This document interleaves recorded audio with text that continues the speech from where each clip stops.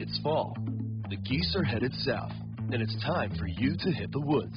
So button things up, find where they hide, and pattern the deer you seek. Come into Cabela's Great Outdoor Days and save over 20% on Herter's select grade handgun ammo. Save $180 after mail-in rebate on Walther PPS M2 pistols with instant savings of $80. And get a Vortex Diamondback 3.5 to 10 by 50 V-Plex rifle scope, just $149.99. Shop in-store and at Cabela's.com. Blog Talk Radio. Good evening, all, and welcome to another edition of my show called Sin's Chat Corner. I'm glad to see that my audience has not forgotten about me because I know I haven't been on for the last few days. We're going to be going with a two-day show format. Tonight, of course, I'm excited because we have one of our honored guests, Coach Jen Young, is going to be on this evening. And then later on this week, I'm going to be interviewing the organization called Bikers for Bikers. Now, Jen Young is the individual who is responsible for the creation of a website called www.mostwanteddeadbeats.com. Now, this is an organization which offers assistance to any individual who's trying to pursue financial support for their children, that be male, females, whatever have you. I find that her own personal story is both enlightening as well as inspirational, and obviously she's an individual who I find to be just divine, absolutely lovely lady. I carry a great deal of admiration and, of course, respect for her, and I'm hoping, of course, as you listen to this interview, you will establish the same thing as well. As I mentioned, please tune in later on this week. Either Friday or Saturday, we're going to be interviewing Bikers for Bikers organization. We'll be talking to Cap, who is the individual who leads up that organization. And they, of course, do a tremendous amount of work for bikers that are out there who can't always assist themselves. So, of course, I'm always very excited to help out any charities or organizations, both here in Wisconsin as well as the 50 states as well. Obviously, I'll mention it one more time. I am listed on my Facebook page as Sin's Chat Corner. I'm on Twitter with the handle of SANDB111. I also have a personal email, which is CIN4251@gmail.com. If anyone ever has any show suggestions, comments, questions, if you have a particular organization or a business or an individual that should be interviewed on the show, I always welcome suggestions or creative ideas from any person. So, without further ado, let's get on to the business before the business of the interview, of course. I think I might have mentioned to everyone last week that my soul sister, who is Annie B. of Annie B. and the Vagabond Company, just had an actual video launch for her new song, which is Coffee Beans. It's a new video. It's actually all over the place, including on YouTube. I'm all about, obviously, supporting all of our local artists, and she is just one massive talent that really should be further recognized, not only here but in the 50 statewide. Again, her particular YouTube video is called Coffee Beans. She also has a website, which is www.anniebmusic.com. For any of you who are in the local area, she's going to be playing this coming Saturday, which is St. Patrick's Day. She'll be located at a bar called the Trackside Inn, which is, I believe, on Granville Road, right by Brown Deer. So definitely go ahead and check her out. Give me your feedback. Let me know what you think. Get a hold of her. She's available. So now I've got a few different topics for this week. As you know, every time we tune in, we obviously have different things that we chat about or particular subjects that usually I have a bug in my bonnet about. I may have mentioned in the past that clearly I've said multiple times that I have no appreciation for the reality show Madonna, I would call her, Kim Kardashian. Her exploits are not only infantile but also disrespectful at times. Her motivation, I would say 90% of the time, is typically money-based. That's not to say that most celebrities are not in the same caveat, but there's just oftentimes I question her actual moral fiber. And not surprisingly, I again noticed that the media yesterday had done another story on her, and I believe it might have been yesterday or the day before, I'm not sure. Apparently, it was reported that she was having trouble sleeping, so hence, in her infinite wisdom, she decided to she took a photo. It was very provocative. And she went ahead and she posted it on Twitter. For those of you who are on Twitter, if you want to look up Kim Kardashian, you'll see what I'm talking about. She put a caption on there that says, "Can't sleep tonight." In the picture, she's topless. I mean, of course, she's covered up with some sheet or something like that, and she's just wearing a pair of pink silk bottoms, like pajama bottoms. Now, back in January, she had actually posted in a bikini with basically bare breasts, and she also posted that on Twitter as well. Now, she's told the media before on various occasions that she claims to be insecure about her looks, but yet all of her actions usually convey just the complete opposite. I mean, we all know that she's managed by her own particular family, so I have to wonder to myself if they're even privy to the kind of stuff that she does or this information, or do they have any impact on her decision-making, her activities? And moreover, if this were your family, would you not be saying something to them when they're running around half naked most of the time? I noticed yesterday that there's actor John Hamm from, I believe it's Mad Men is the show. He had been going back and forth, and they've been kind of bashing each other on Twitter. And basically he had said that her claim to fame was just nonsense and actually basically inferred that she was an idiot. I realize that there's about 1,000 men that are out there that may believe that she's some kind of this hot Adonis or goddess. I look at her, and she protrudes just a sense of low class and someone who just carries obviously very little dignity for herself. Because obviously if you care about yourself, you're not running around half naked saying, look at me all the time. If I wanted to be if I clearly knew that I was an exhibitionist, I would just pronounce to the world and say, hey, look, I love running around with having my clothes on, in lieu of just constantly flaunting my body and then trying to pretend that I'm modest all the time. She obviously has an audience because clearly there's millions of people. Apparently there's a Kardashian franchise, a television show, and all sorts of other things that she claims to do. Now, if this were your child, would you just not ask yourself, would you allow her to behave this way, whether she's grown up or not? I mean, obviously she's a grown woman, but is this proper behavior? I mean, is she the type of role model that you would want to have for your own child? I mean, I have a 16-year-old daughter. I think I would just die if she came home and said, my role model is Kim Kardashian. Again, I also have to ask, what's this allure that everybody has to this? Why is she so popular? What makes her so popular? Why is her show so popular? What makes this person interesting? Who even cares? I guess that's just what I'm wondering.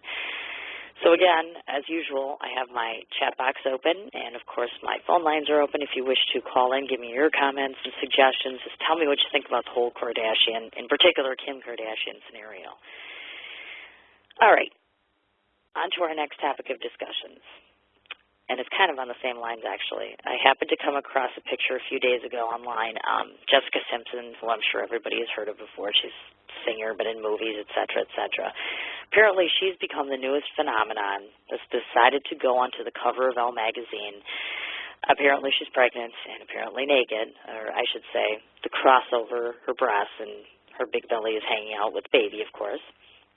And obviously in the past, I mean, Demi Moore's done it, Cindy Crawford's done it, Mariah Carey's done it, even Britney Spears has done it, which is impressive. They all opted to participate in this. They've all been on the cover of Elle magazine before. Now, I'm a mom, obviously, and I've been pregnant before as well, so I'm just going to share a few of my own thoughts on this. First of all, most pregnant women usually don't feel very pretty, and I would have to say at least for half, if not more, of their pregnancy. You're uncomfortable. You're bloated, you're stretched to high heaven, your face looks different, your belly looks different. Secondly, I know from past experience, even in summertime, I never looked that healthy and I never looked that tan when I was going through my own pregnancy. In fact, most of the moms that I know or who I have talked to on several occasions are actually quite modest about their bodies, whether they're pregnant or not. I myself included, of course. I obviously acknowledge the fact because I was pregnant. Pregnant women are beautiful, clearly because they exemplify the gift of life inside of them. Now, to me, these pictures, when they take celebrities or non-celebrities, they put them on the cover of a magazine, and they're showing their pregnancy, being half naked, basically, it's just a little bit too much information for me. Pregnancy should really be a personal and natural experience that should really be shared with family or amongst a family, not the entire world. I do always and have always believed that the media can at times just over-glamorize things and, obviously they just make an individual look just differently than they normally would look, and it's unnecessary. Again, I'm certainly open to thoughts on this one. As far as to the moms, I would say, would you, if given the opportunity, would you have opted to pose naked while you were pregnant? And if so, I'd be curious to know why you would do that. And then I pose to the men on the opposite side of the fence. Is a naked pregnant, if a woman was pregnant and they were naked on a cover, is this something that you would wish to see, or if it was your wife or girlfriend, would you want her to pose naked? I guess I'm just curious as to what your thoughts are on that, and of course why. Okay, on to our next little bit of tidbit, and again, this is just a little business in the house here. Any of you individuals who have ever listened to my show before, I think I might have told you on a couple different occasions that obviously most of us have life insurance. My particular life insurance agent, the owner of my agency that handles my life insurance, I should say, is actually the Real Housewife of Orange County, Michi Gunvalson. She owns Coto Insurance, and they handle my life insurance.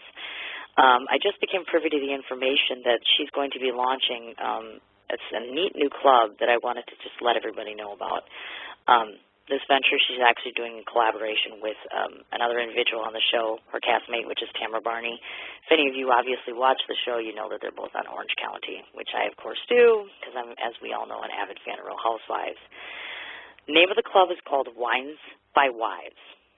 Now, first off, I should mention to everyone that 10% of the profits, apparently it's a split thing, and that portion goes to breast cancer research, and then the other portion goes to the actual women's shelter in Long Beach. Now, the club obviously offers, there's an opportunity to get wine selections, actually good quality wine selections, not only picked by them, but just from different areas of the country as well as states. You're also entitled to, I believe they have discounts on celebrity merchandise. They also have particular recipes. They offer you opportunities, of course, to meet both Vicki and Tamara. Now, their particular website is called, it's winesbywives.com, and I know they're in the process of launching it, so I'm not sure if you can yet actually order wine, but all their information is on there if you want to check it out. The other individual item I wanted to mention, if anyone happens to be living in New Jersey and listening this evening, I know that Real Housewife of New Jersey, Kathy Wakili, she has just actually launched her, I believe it's called Red Velvet Cosmopolitan, which is her own creation. Now, to the best of my knowledge, she is only actually selling this item in New Jersey and doing signings in New Jersey so far, so it hasn't actually gone statewide as of yet. So certainly, if you're in her area, I would go ahead and make a point to go to visit one of her signings. I know that she had said that with each particular bottle of Cosmopolitan that she sells, I believe that she adds a cake recipe that she does, and if you watch the show, you know that she's an excellent, excellent cook. And usually I think market price is about $13, $14 on this. Don't quote me on that one. I'm going to be visiting New York at the end of the month, so one of my stops is going to be to one of her actual signings in New Jersey. So I'll come back with further information and also a picture of what it looks like and kind of just some base information on that. Now, the next particular subject that I wanted to do some chit-chatting about is one that's on the hot seat for myself. It actually involves veterans that are actually suffering from post-traumatic stress disorder. Now, there are countless numbers of veterans that have been declared impotent, or I shouldn't say impotent, excuse me. They're declared incompetent, basically, and then they've been receiving VA benefits. Now, as I understand it, now if you have a veteran who's declared to be incompetent, the VA basically requires that they get a guardian appointed for them to handle their finances. So what happens is that this particular guardian receives money from the VA, and they set up a direct deposit account, and that money goes in there. They're basically entitled to 5% of that particular veteran's.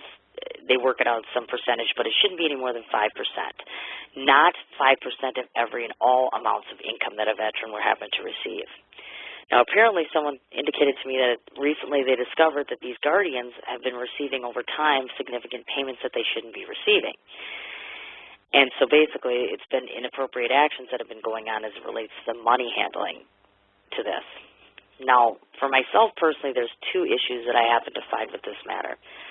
Now, first of all, the VA is at times that they're making the presumption that veterans who suffer from post-traumatic stress disorder are actually incompetent. Now, the actual definition of incompetency is a lack of knowledge, ability, and fitness or legal qualification to discharge a required duty or professional obligation.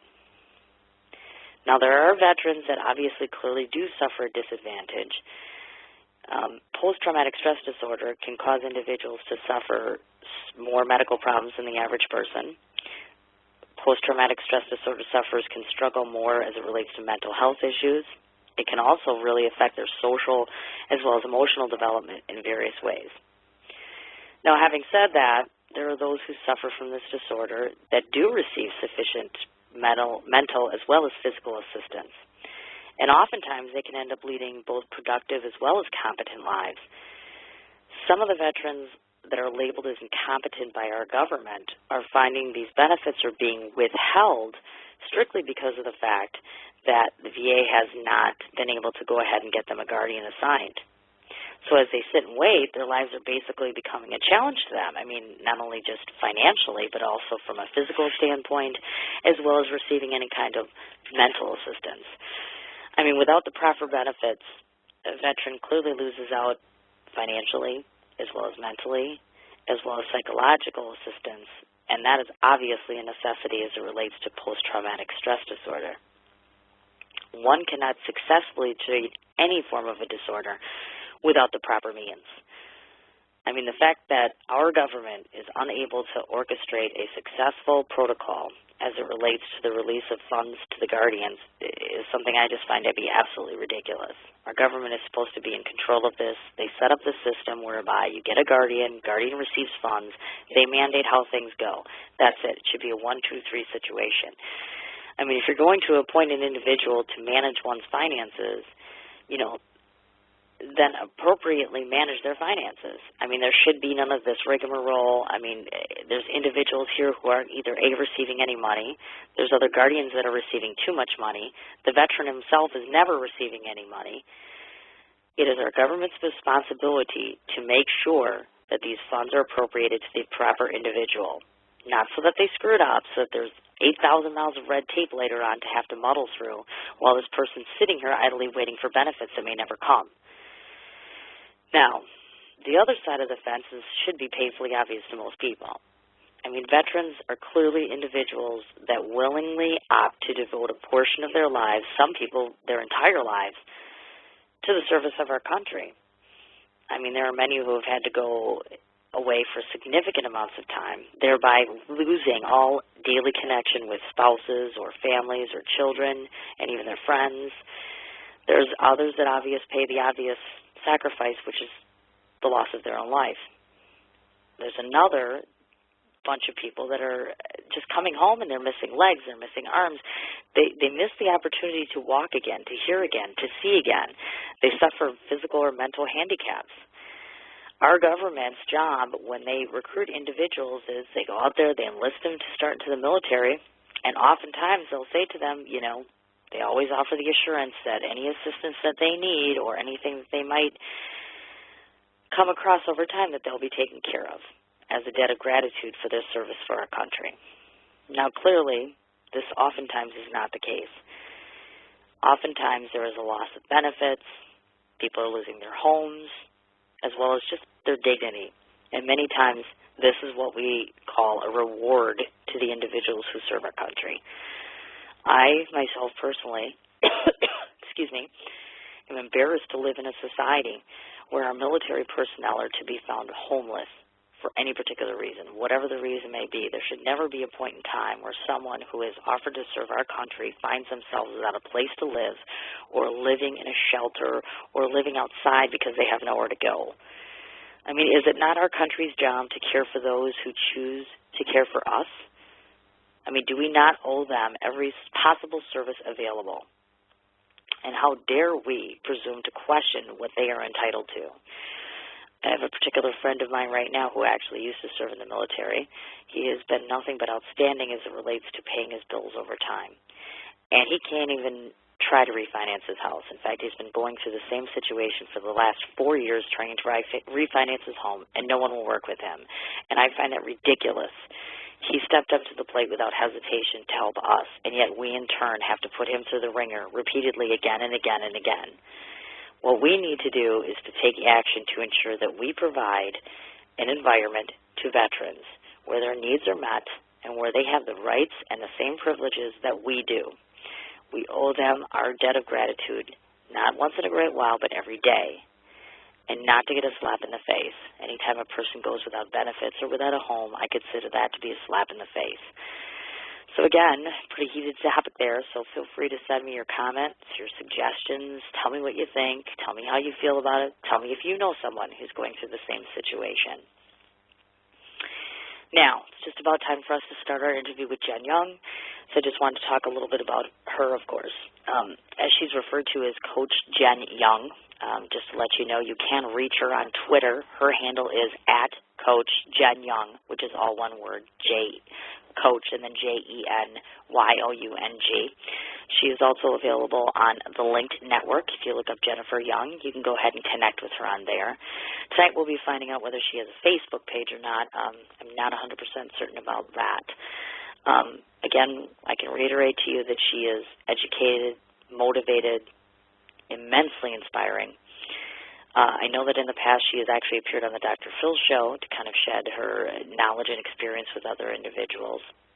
I'm also privy to this information, which I feel badly about.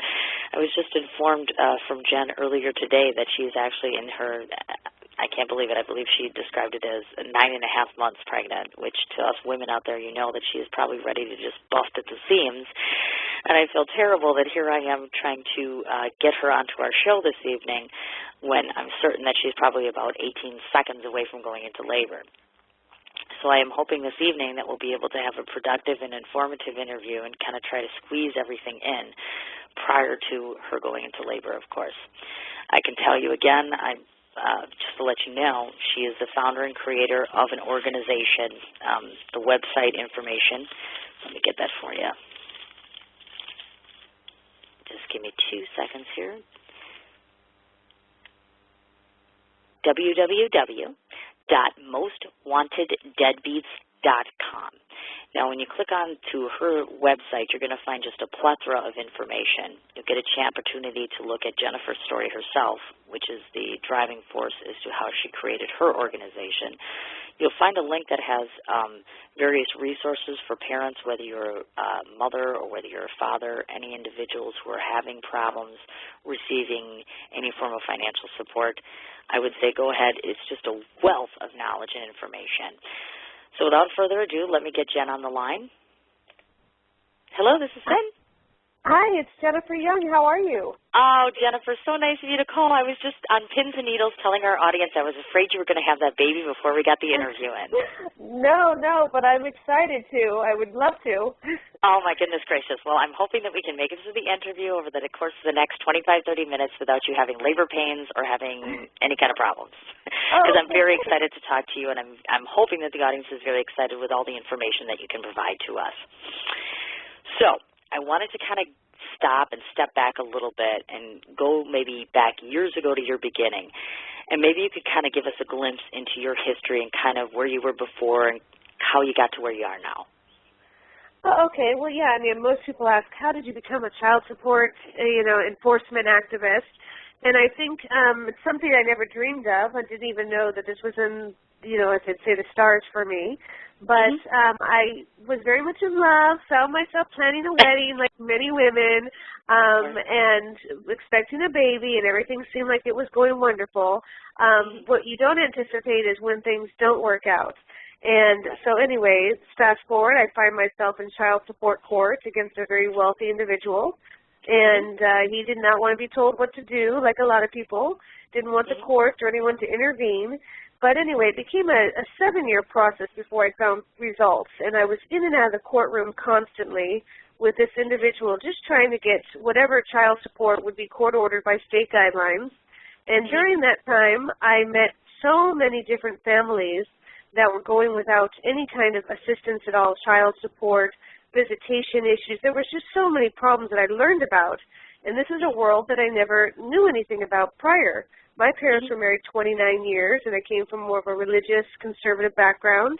So I was learning as I went. But I did learn about a lot of flaws in the system and inconsistencies and why we were not able to enforce all these orders. And my heart just broke for all the families that were in limbo. So I decided that I was going to do something about it. And so that's kind of how the idea came across, just by my own experiences and by seeing all these families in need. Right. Gotcha. And how long have you been at this, Jennifer? Well, we've been an actual nonprofit now for 2 years. Okay. I'm in and out person of the court system on my own case now. It's been 10 years because child support is always modifiable. So that's one thing that people need to realize is whenever there's a change of circumstances, even if it's 30 days later than going to court, you can still always modify your court order. So really until the child becomes a legal adult, you're always in the system. Oh, definitely. Definitely. I know. I myself, of course, a single parent, and I've been through the rigmarole 1,000 times before. You have these battles, and it's ongoing, and it's tedious, and it's emotional, and it's very, very hard on that parent. It's just a difficult situation. I was wondering if maybe I could ask you, because obviously some of us have not been onto your website, so they haven't really seen your story. So can you kind of share with us just, if you could surmise for us just from maybe start to finish how maybe describe to us the chain of events here loosely as to how you got to where you were from start to finish in your battle, per se. Yeah, I mean, basically, once I never thought, and when we were together, we never thought that things would end the way that they did. But basically, when things did not work out, when I did pull out of the relationship, of course, things changed. And we tried to come to a peaceful agreement, but it just didn't work out. So I had an attorney, he had an attorney. We were going through the system, and we were not getting anywhere. The attorneys were making a lot of money, but they just really don't work for resolution. They don't make a lot of money if you resolve issues quickly. So we thought, so basically, going through the court system, I had all sorts of continuances.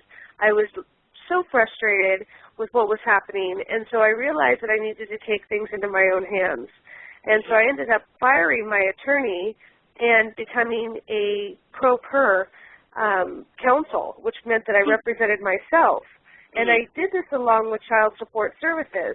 And through that battle, I was able to actually move the system quite a bit quicker because I believe that attorneys do muddy the water a little bit. And I was able to find some resolution. And then even before all of this, like I said, I came from a very conservative family where my parents had been married, 29 years. My dad was a serviceman. He served his country and a businessman. My mother was a flight attendant and a very religious woman. And so all of this was new to me. So I was very naive in the beginning, and the process just came through trial and error and experience. And yeah. Wow. Does that answer your question? I mean, it was really... Yes, it definitely does. Yes, definitely. I'm sorry. Go ahead, Jen. Oh, I was going to say, most people, when they hear about my story, they say it's kind of a cross between an Aaron Brockovich and a bounty hunter. Because when you learn to represent... it is interesting. When you learn to represent yourself, you really have to... it's like a full-time job. But aside from being a mother, and aside from having a real paying job to keep yourself afloat. So, I mean, you'll find, my story will talk about how I was in the library late at night with reference-only books where I'm studying late at night while my child's laying on the floor reading little books and coloring as a small little boy, and how I'm studying as much as I can to recite cases and pretty much studying as much as I could to bring a case forward on my own. Well, definitely. And I don't know, obviously, of course, you are located in California. We, of course, here in Wisconsin. And I can tell you, I'm curious to ask you on this. I've noticed a lot of times from personal experience and speaking to other individuals, the courthouse is not always a place where justice is served. In fact, 9 times out of 10 as it relates to family matters, the good parent as opposed to, if you want to call the so-called bad parent, justice is never served best for the child. I guess that's always my main concern. And I wonder if you notice that in your realm, in your state, if things are kind of the same as far as that goes. Well, absolutely. And first of all, California is a state that is bankrupt. We have very, very big issues, especially where people are working underground for cash. We call it the cash underground economy, where I'm often in Sacramento lobbying and discussing this issue because people are forced these days with the taxes and the way how expensive California is to work under the table, so they're non-reporting their wages or under-reporting them.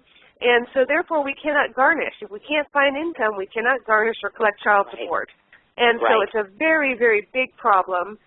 In California, under-reporting is estimated at $100 billion a year, and that doesn't even include non-reporting, people who work just 100% for cash. And so enforcing is extremely difficult, and I find it to be extremely unfair because it's the moving party's burden to prove their case in court. If you can't prove income, if you can't prove your case, you lose. It's all about documentation. Exactly. So it's not necessarily fair, but it's the best system that we got at this time. Yeah. Definitely. Now, I did notice when I happened to, I'm sure some of the audience members have never heard of this term, and frankly, neither had I. I know that you referred to such a thing as cyber squatting, so I was curious. I don't know if other individuals have encountered that, but can you explain or just tell us a little bit about that issue? Well, yes, Cindy, that was actually blindsided me. I'd never heard of it either. I had opened my door, and I had been served, and I thought, what the crap is this? Cyber squatting. What is this? And so I actually had to go online and Google it.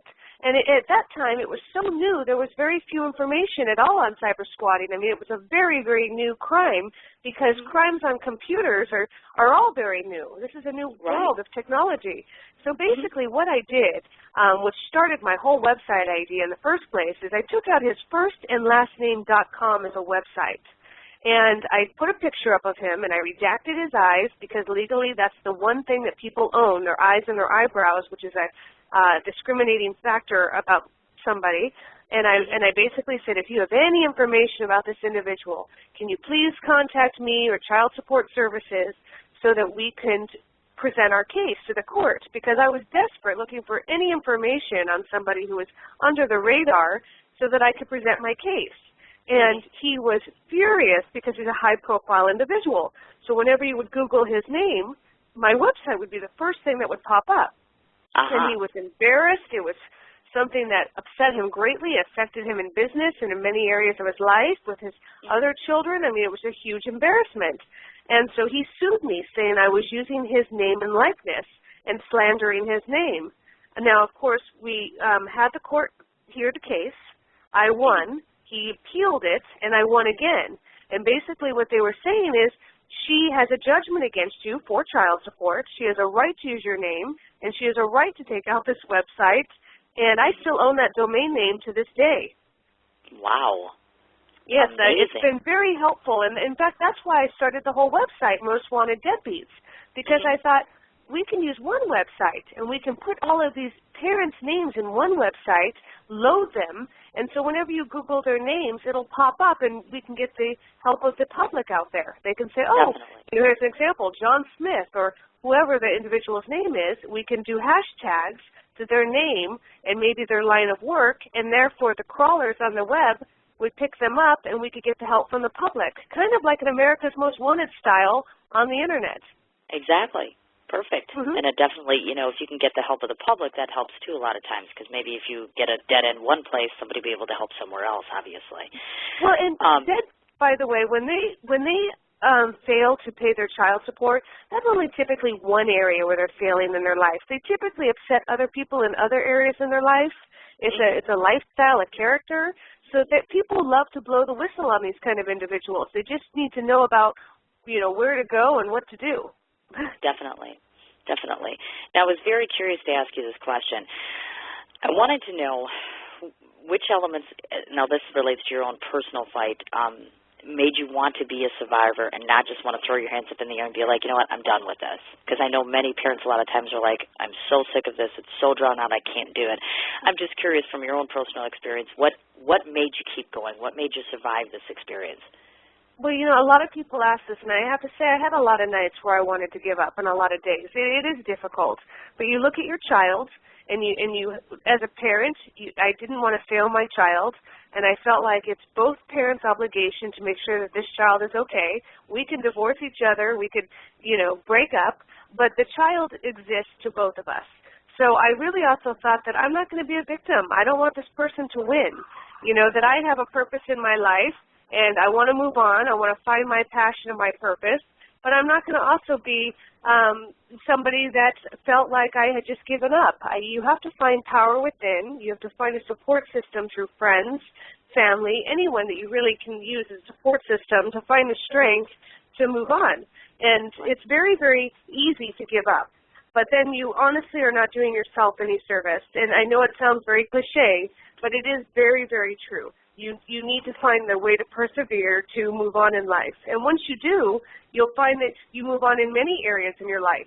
When you hold yourself back emotionally, you hold yourself back from so many areas of progress in your life, whether it's business-related, with friends, love interests. I mean, you really stifle yourself, and that's like letting the other person win. Oh, definitely. It's like you kind of come to a standstill unless you don't get that part of your life resolved, then you can move on to something else. It just seems it's so arduous and so lengthy and so painful. So I can relate to what you're saying there, definitely. Well, now, you can face it face on, and you can end it and put it behind you, or, you know, if you don't, it's an unresolved issue. They'll always say, well, what if I did this, or could have or should have. And by the way, it's never too late because child support is a debt that does not expire. So anyone who has given up or thrown the towel in, they could go back and, you know, reclaim this. It doesn't have to be that way. Okay. Gotcha. Now, I wanted to ask you a couple questions. Of course, I mentioned to our audience, you obviously have your website, themostwanteddeadbeats.com. Now, obviously, I'm presuming that the formulation of that is largely based in part on your own experience, but are there other motivating factors for you that just led to the creation of the organization? Well, yeah, actually there's a lot, because a lot of people say, you know, why do you care so much? Is it just your personal experience? Were you just jaded? And I say, no, it's not even really that. It's such a bigger national epidemic. There's a moral decline in America where we're abandoning our children. I mean, it's definitely a lot bigger than me. This is an issue of children that are being walked out on, and the immeasurable effects of that are telling these children, you're not worth it anymore. We're starting a new life. And we're basically throwing these children aside. So I thought, you know, first of all, state-wise, every single state is affected when you can't collect, you know, taxes from payroll. So it affects the states. It affects the government. It affects the families, the children. There's a huge trickle-down effect, and that's why it's a huge national epidemic. I mean, as America, you have to pay taxes. We don't love it. But if you work under the table, you're not paying your country, and you're taking things from the system. And secondly, a lot of these families are going back to draw off the system, whether it's welfare or social services. So it's really costing us a lot of money emotionally and financially. Mm-hmm. Gotcha. Now, I noticed something very interesting. You obviously have, as you mentioned, both legal and non-legal experts that are on your team. Now, I'm curious, as it relates to that, are these particular individuals, you know, skilled and versed in financial obligation law as it relates to California, or do you work with all 50 states? How does that work exactly? Well, we definitely work with all 50 states, and this is why I rely heavily on volunteers. And we use everything from, when I say non-legal, that could be a private investigator. It could be a coach. It could be a financial advisor. Of course, we do have family law specialists. We have criminal law specialists to help people as well who might be in trouble with the law. Just anybody that we can find resources that will benefit the cause. And we have a lot of wonderful people who are caring and very, very talented that are willing to gift their services to help these families. So, you know, which is another big thing that I'm very grateful for. This foundation that we started to show how much kindness there is in people's hearts, especially the way the economy is today, to see people give back without expecting anything, which is really amazing. Definitely. Oh, I would say so. I also noticed, and for myself personally, I admire the fact that on your site you have a whole acknowledgement section where you've got for fathers and for resources that they can use, obviously, to assist them. Now, I'm curious, do you find that mainly you have more of a male clientele or female clientele, or is it a mixed sort of thing? Who normally approaches you most, I would say? Well, typically, I would say women, because there is a very big tilted scale where men are walking out on their families, starting new families, or not meeting their child support obligations. Now, not all of these men are actually really bad men. Some of them, once you fall behind, it's just hard to get back on track. Those are the men we want to help out right away because, you know, the interest starts to grow very quickly. Then they start to lose their driver's license, their passports, their professional licenses. And once that starts to happen, it's just almost impossible to get back on track or to make a living. So these are the people we really need to help right away instead of judge. Then I have the other guys who say, not my problem, and they're out the door. But we do have a lot of women as well that are in growing numbers, and those women are typically deadbeats based on more like, I would say because they have drug issues, alcohol issues, they're just not able to provide anymore. And so I see a lot of substance abuse associated with deadbeats. Okay. Gotcha. Now, I had another question for you, actually, because I did notice that you have the two categories, which I believe are free membership and premium membership. Now, can you kind of tell us the advantages to one as opposed to the other? I mean, clearly one's free, one's not. I get that, but maybe kind of let our audience members know what's the real benefit to actually being a member of this community. Well, you know, we're constantly working on this. In fact, as a nonprofit, we're having a meeting about this tomorrow. We're trying to figure out, you know, how we can always give back to people. And as a premium, I take more personal coaching calls with those individuals. We can offer more resources to those individuals, because if someone's able to help us a little bit, we can help them.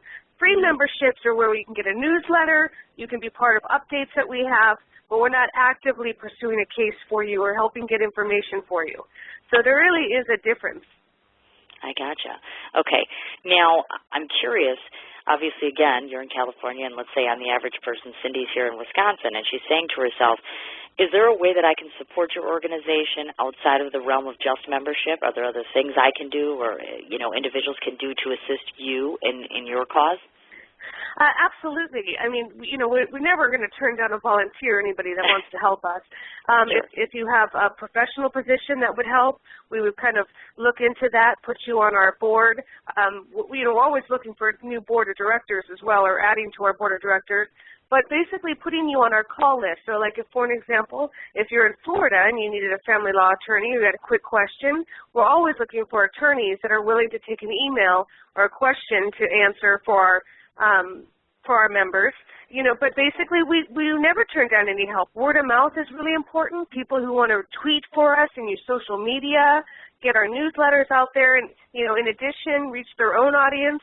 You know, we appreciate anything that can be done. Oh, certainly, definitely. And, of course, I'm assuming if you're in the California area, you're located in Orange County, if I'm not mistaken? Yes, that's where I am Okay. personally. But then again, the nonprofit, I mean, it's managed out of Florida, and we have people all across the country. Definitely. Okay, so this way, this is an opportunity that's not just limited to Area 1 or 2 or 3, of course, which is Absolutely. what we want to emphasize. Definitely. Now, if there are individuals who happen to be listening this evening who happen to have knowledge in reference to a classic deadbeat parent, as we would call it, can you kind of tell us what we should do, or how to inform you, or what information they need to give you to kind of get this profile up there and get going on the process? Well, there's always, you can go to support@mostwanteddeadbeats.com. We also have tips at mostwanteddeadbeats.com. Now, everything is confidential. We don't even ask for people's information, personal information at all, because a lot of people are scared to come forward. Now, when we do get a tip, we look into it before we do anything. We want to make sure that we're getting a realistic tip and it's not just somebody who's vindictive or misleading us. So basically, people will either email or call in on our 800 number, give us the information, and then we'll turn it over and look into it to either a private investigator. We'll look into it ourselves. We have attorneys. We have technology that we use that helps look into all of these tips and see how accurate that they are. And we don't do anything in terms of vigilante action. Everything that we do, we work very closely with the member, the other parent, and get their permission and look into things together. Because our goal is to find resolution. We really don't want to hurt either parent or anybody. Right. We're just trying to find resolution. Right. That's where I guess my curiosity come in and asking you, as far as I've seen on your page, and certainly you have information listed and you have the person's picture listed. Have there been individuals who have contacted your organization, of course being very unhappy and saying, how can you post this information? I mean, has there been backlash from some of the things you've been doing? Well, absolutely. I mean, first of all, you're not always popular when you're going Right. after deadbeats and child support enforcement. I take a lot of personal criticism myself, and I feel like I'm always under defense, which is fine because, you know, I feel like if you can dish it, you got to be able to take it. So I'm a pretty open book, and I keep myself that way, just to understand that we are all people. We're all, you know, not infallible, and, you know, I try to keep things very honest. For example, we don't put a profile up until we validate a court order. We don't put things on the Internet until we know for sure that they're fact. And we Right. do not get emotional. We don't start getting into a lot of personal facts that are not important to a case. And that's what makes us different than other websites out there for child support, because we don't want to be involved in that slander, he said, she said. We want just the facts. Let's make it simple. Let's find some closure. Definitely. Perfect. Yeah, I was just curious, and I actually was kind of surprised. Obviously, I'm a Real Housewives fan, and I happened to see Slade on there, and I thought to myself, oh, my goodness, I hope poor Jen is not getting a huge backlash for that, because usually when it's a celebrity, it's a little different than the average Joe. You know what I'm saying? Well, we have a lot of celebrities right now that we're getting ready to load, a lot of professional athletes, in fact. But, yes, the Slade case is just a very unfortunate case. I've taken a very big personal interest in it because he has been very, very I guess he's attacked me personally. He is not very truthful. And when I have somebody that doesn't own up to their situation and instead they fight and lash back and blame, that's where I start to get upset.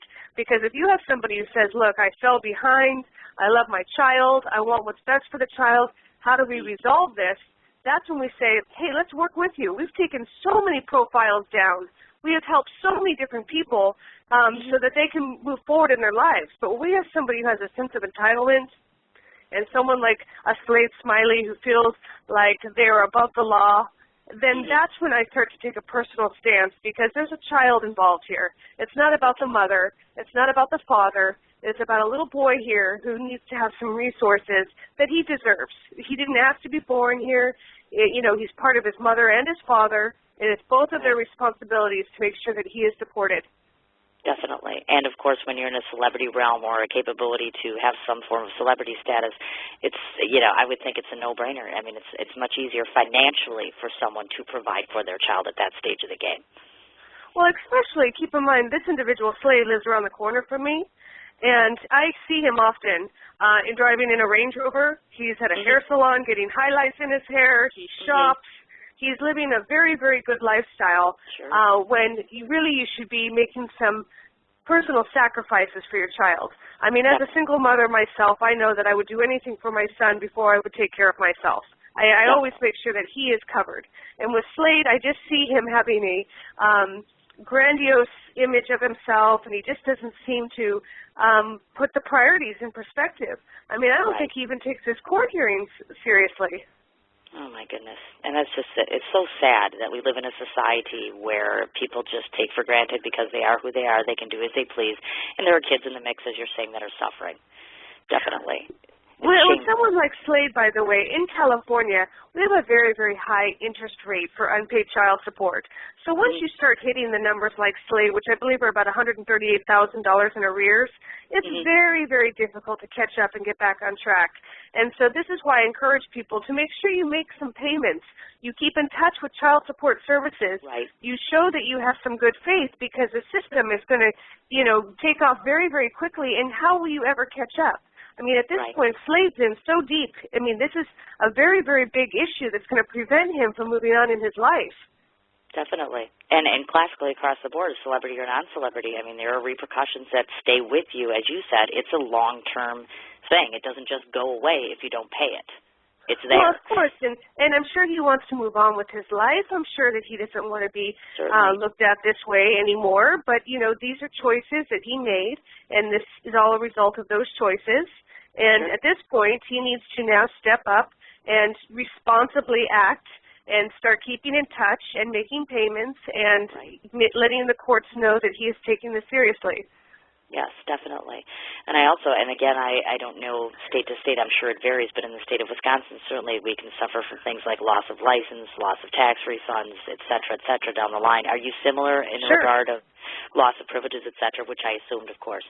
I wanted to touch base with you in reference to, again, obviously you have a shop area on your website where there's different forms that individuals can utilize. Can you kind of educate us on, because I'm not real certain on the necessity of the usage of each of those. Are each and every one of those necessary for each particular case, or how does that kind of lay out? Are those informational things, or how does it work? Basically, there's forms that I recommend, because a lot of people are electing not to get married these days. And so that's when I say, you know, maybe you should have a cohabitation agreement. You should lay things out while things are good and peaceful, so that you can lay a foundation for your child before things get angry. You know, I do love the idea that people have a support custody and visitation kit, another legal form, again, Do these things when you're getting along. Do these things when you're talking and rational. And so I like the idea that you've prepared just in case, almost like an insurance policy. It's only the smart, responsible way given the statistics today of marriage. And so there's forms I recommend, and I carefully lay them out because once you have forms like this, they help you greatly in court, and they'll save you a lot of money from hiring an attorney. Right. Gotcha. Now, I also wanted to ask the question of, let's say that we have a particular individual on the line that's listening this evening. Now, obviously, I personally can tell you that I find your story and your work not only to be very inspiring, but just amazing. It's incredible. I'm in awe of the work that you do, and you're just an incredible person. Now, if there's individuals out there right now who are encompassed kind of within the same similar quandary that you used to have, what would you say to them right now? I mean, how would you advise them? What would you tell them that they should consider or think about at this point? Well, I think that there's a lot of prep work that goes into something like this. You need to think rational because emotionally this is going to eat you up and it's very, very draining. So you need to find a support system. But you need to handle a child support case like it's a business. And that means keeping notes. It means keeping a folder if you need to keep it safe because you live with the husband or boyfriend still. I mean, you need to find a safe place to keep your documentation. You need to start collecting as much information as you can if you think that you're going to end up in child support court. You need to know a driver's license, social security numbers, where they work exactly, aliases that they might use. Things, unfortunately, that you need to start putting some prep work in. And so I think it's really important to kind of start building a case before you actually find yourself in desperate need. Because most people reach out to me once they're facing being evicted or on the streets. And there's prep work that can be done beforehand to get the ball rolling. The more information you have, the faster things move for you. Gotcha. Now, I want to know, besides having that beautiful little baby any time now, I'm curious if you could tell us, do you have upcoming speaking engagements or any future ventures, things that are coming up on the horizon that we might want to know about? Well, yes, actually. I did just finish a book proposal with a very, very famous New York Times best-selling, she's a ghostwriter. So we're now going to work on getting the book sold. Secondly, I have been approached by a lot of television, whether it's reality TV or even doing a show, a movie for television about my story. And so I'm looking into a lot of those things right now, but really I'm just trying to get through this next month and bring home a healthy baby. And after that, I have a very, very full calendar, though, in April. Very full looking at all of these adventures. Oh, my goodness gracious. Think I had caught you when I did, obviously. Now, I'm excited. Well, yes, I'm wondering to myself, if you could tell me right now, if I asked you, what would be your ultimate goal or your ultimate dream for your organization? Like in a perfect world, if Jennifer said, okay, this would make me ultimately happy and I know I've done what I needed to do, what's that ultimate dream for you? Well, I think, more importantly, we have to change how people think. I think the goal for me would be changing the animosity because breakups don't have to be like this. But unfortunately, when you talk about money, things turn very, very angry very, very quick. And so I think that if I could do a television show somehow to educate people again and show them basically the measurable and immeasurable effects on the child. Let's take it back to the child's perspective because I think that we're selfish by nature and we need to start considering these little people that are going to grow up and be part of society and maybe even repeat your behavior. So I think it's important to stop in our tracks and consider the little person that's watching and observing and learning from us so that we can break this cycle. I mean, our children mirror who we are. And so that's really the scary part because this is becoming a very, very big epidemic and the problem's getting worse and worse. And it's because this is what we're teaching our children. I think we need to teach them a new lesson and we need to go back to some more morality and some basic principles again. Definitely. Now, I wanted to ask you also, because I had mentioned this to my audience earlier this evening, we covered that you're on the Link Network, of course, and we also know that you're on Twitter, again, Coach Jen Young. Facebook page for your organization or yourself? I was unclear about that, and I'm wondering if you have either. Well, yes, I have a personal one, but I'm just now building the organizational one. Unfortunately, I didn't push the Facebook for the business too much. Social media was something I kind of, at the last minute, jumped on. Twitter took off very, very quickly. I mean, I didn't even realize I had over 17,000 followers until last month when a television executive pointed it out to me. I just couldn't believe it, and I was so touched that, this is something that people care about and that people really do want to see change in our families. Yes, I'm with a little low tech with social media, but I also find it to be one of the strongest tools today in getting the word out. Right. Definitely, especially with the age of Twitter nowadays. Nowadays, you throw something out there, everybody tweets it for you. Excellent resources. Facebook, I found, is be an excellent resource as well, obviously, because it takes time to get knowledge and information out there, and certainly we want to get all that information out as much as humanly possible. Definitely. And before I forget, our website again, mostwanteddeadbeats.com, Coach Jen Young on Twitter, soon to be on Facebook, we hope. Obviously, crossing fingers as far as that. I'd like to see a Facebook page. Well, you can find the Facebook on the website. Okay, you can. So we do have it. And now, if individuals want to get a hold of your organization, no matter where they live, they just go to your support section on your website, if I understand that? If they have a question or suggestion or if they need help, is that what they do? Is that the yes, direct way? Exactly. And then basically, if someone wants to talk to me personally, they have to make a small donation to the nonprofit. We typically use a sliding scale, and then I will telephone them or use email, whatever they prefer. Email is actually great because I love it when someone spends the time to sit down, think about it, and type something out because it gives them also a chance to self-reflect on what they're saying as well. So I love to communicate and work that way as well. But yes, basically, if they need to talk to me, we'll certainly arrange it and make sure that we can try to find some resolution, or we'll find a professional in their area that can help answer their questions. Wonderful. Sounds terrific. Jennifer, I have to say, thank you so much again for doing this interview. I want to tell you that I will be asking my audience as well as myself. We will have you in our thoughts and prayers, obviously, for a very, very healthy, happy, safe, and quick delivery of your child, of course. Well, thank you. Definitely. And I would love to have you back on again sometime a couple months down the road. We'll kind of compare notes again. I'm going to put Jennifer's information not only on my website, but I'm also going to tweet out information about it. It's going to be on my personal Facebook page as well. And I'm going to try, Jennifer, to coordinate with you on some ideas I have for raising funds for your organization. That would be fantastic, and I appreciate any information that any viewer has. I'm a very humble person. I'm always learning, so if anyone has any suggestions, I'd be very open to hearing anything that would help the organization. That's wonderful, and oh my God, finally we pulled off this interview without you going into labor. I feel so much better because I thought for sure you were going to do that, and I almost forgot to ask you because my dear friend Peggy Tanos was on the show a couple weeks back. I was just curious if you know Peggy Tanos because she's right in your neck of the woods, isn't she? You know, the funny thing is I do not know her, but I know a lot of people. I have run across many of the housewives. In fact, I'm very good friends with Simon Barney, who was once on the show, and we've spoken about a lot about his divorce and his situation. Right. Through social media, I've become friends with Tamara Barney as well. And I've met a lot of the cast, and in fact, I've been in touch with Bravo on a lot of different endeavors and ideas as well. But I haven't run into her, but I have had people tell me that I look a lot like her. Oh, my God.